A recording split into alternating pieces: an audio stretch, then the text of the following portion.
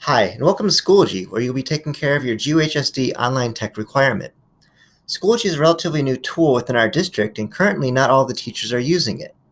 So this might be the first time that you've logged into Schoology, and you might be surprised to see some of the courses that you're currently taking.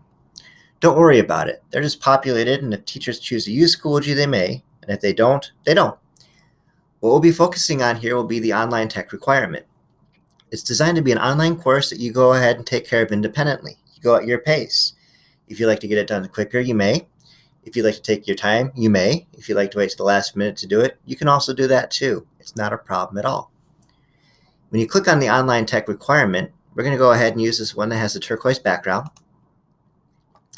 What you're going to be seeing here is it's going to be set up in terms of folders. These folders are like units of study. So in this case, our 4 real units of study would be our basic digital literacy, our digital applications, digital citizenship, and information literacy.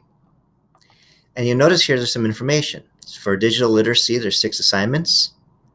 For the applications, there's a required spreadsheet and then 2 optional out of the remaining 7. There's 4 parts to digital citizenship, and then there's 1 part for information literacy. When you click on the actual folder itself, you'll see the assignments that you need to complete. And when you click on an assignment, what you'll notice here will be a couple of things. First off, an embedded document that will have instructions about what to do, and they tend to be organized in terms of challenge and criteria, process, and then ways to submit. If you find it's a little bit too small, you'll notice that there's a little breakout tab or link that you can click on. So that way you can see it a lot bigger if you'd like to. You can make it fit. That way it's a little bit more user-friendly. You'll notice here that there's a rubric. This will be graded in terms of credit, no credit.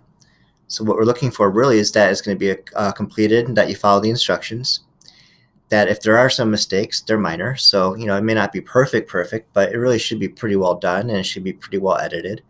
And if there is writing, the writing is using appropriate grammar, spelling, and mechanics for high school. Since this is a graduation requirement, we expect that you communicate it effectively. You'll also notice that on the side is going to be a submit assignment. And your submit section will talk to you about how to go through that process of submitting work. In some cases, you're going to be submitting a link. In other cases, you're going to be attaching a Google document. And some other ones, you might be sending in some pictures. It really just depends on the assignment. Your school's going to have a teacher who will be grading your work. And that teacher, once the grades of work is done, will submit your completion to your counselor. And your counselor will mark off that your graduation requirement has been met. So if you do have any questions, ask the teacher. He or she can help you out.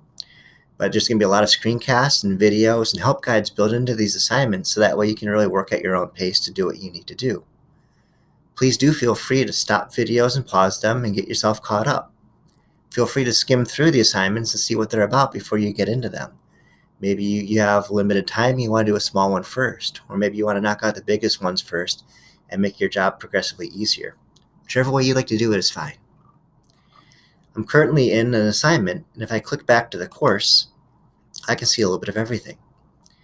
If I go to digital assignments, you're going to see that there's going to be 1 required assignment, and then 2 out of the 7 are going to be electives, anything that you'd like. You'll also notice that with some of these assignments, you might already have existing coursework that you might have already done a lot of the things that you're being asked to do. We don't want you to have to reinvent the wheel for this section. So if you've done a really, really good online mapping project, just make sure all the requirements are there. And if there's 1 or 2 little things you need to add in, then go ahead and do that rather than starting from scratch. Again, there will be screencasts to help you out with. For digital citizenship, there'll be 4 parts that you'll complete. And for the information literacy, it's actually a 4-part assignment, but it's all built into 1 document. It's a process. And so you go from beginning to end and make an annotated bibliography of some resources for a topic. If you do have questions, don't hesitate to ask the teachers that are working at your site. They're there to help you out if you do have those questions and get things marked off and graded. And really do think about pacing yourself. A lot of times, if you wait to the last minute to do it, it can be more stressful. But if you do a little bit at a time here and there, when you have the time, it's a lot easier to get this thing completed. When everything's all squared away, it will be taken care of for you in terms of your graduation requirement.